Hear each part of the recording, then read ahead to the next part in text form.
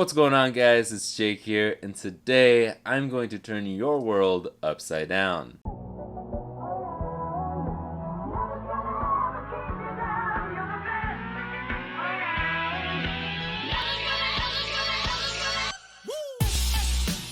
So many people aren't gonna like this. This idea was actually given to me by my sister, who you may remember from the Wide Boy video. She asked me, what if you made a Game Boy that was upside down? And this is what I came up with. By the way, if you ever have a mod idea, please leave them down below. It doesn't matter how stupid it is. To start, I took a DMG shell that was not in the best shape and cut it up. I need to put the buttons on top and the screen down below while keeping some of the screw posts intact. It was not an easy task, and looking back, I would have done it very differently, but it all worked out. I got out my handy dandy epoxy and started putting the shell back together. Some of you may be worried about how this will end up looking because of my previous epoxy jobs, but don't worry. I took my time and put a lot of effort into sanding. Once I was happy with the shell, I primed it and used some of my black 3.0 paint, which, by the way, isn't the world's blackest paint. They lied to me. Don't buy it. But I used it to try and hide the few imperfections that were left over. Now onto the electronics. But first, let me take a second to shout out my Patreon. If you're a fan of me and my work, and you can afford to help support me, please check out my Patreon. These two lovely people are already supporting me there, and I'd love for you to join them. That is all. Back to modding. So, to do this mod, I had to cut a couple motherboards in half. And don't worry, the first test board was already broken and a mod board, so nothing was actually destroyed in the making of this video. But for the front, I just sawed it in half here and reconnected the lines with wires. That's really it. I screwed the buttons in, lined up the screen, and put the rest of the board in the bottom. I didn't add a speaker because I would have had to add speaker holes and it just would have looked so weird if I did that.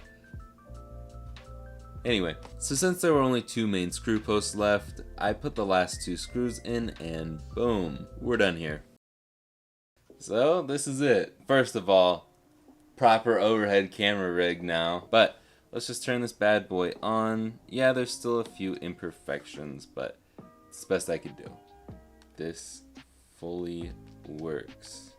Shoutouts to Natalie the Nerd for the super cool, it's really hard to get cartridges out of this thing. But let's just play a little Tetris. I've honestly played with this a lot because it's now my only modded DMG, which I actually use my modded DMG quite frequently. So this is kind of my daily driver, if you will, now. But it works totally fine. I've had zero hiccups while I play this. There's not a ton to say about this because it literally just works.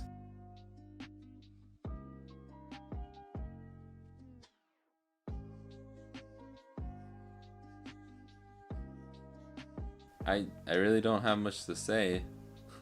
I've just been playing. I just got lost playing Tetris here. It just works normally. There's really nothing else to it. Okay, I just need to pause this. I'm gonna be on it forever. I got nothing else to say. I'm sure that this looks completely wrong to you, but I don't care. That's what we do here on my channel. We make unusual mods that no one would ever dream of. So, if you have any suggestions, please let me know in the comments down below. I've got a few of my own that I don't want to share because I don't want people to steal them from me. I hope you enjoyed the first iteration of the Friday videos. If you're wondering why I'm posting on a Friday and you missed last video, I'm doing 2 uploads a week now.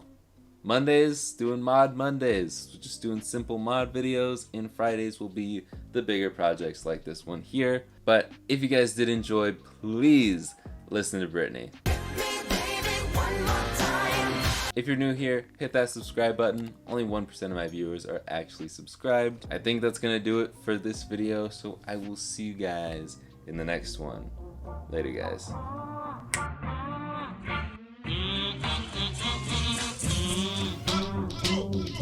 Shoutouts to Natalie the Nerd for the super cool, it's really hard to get cartridges out of this thing. There we go.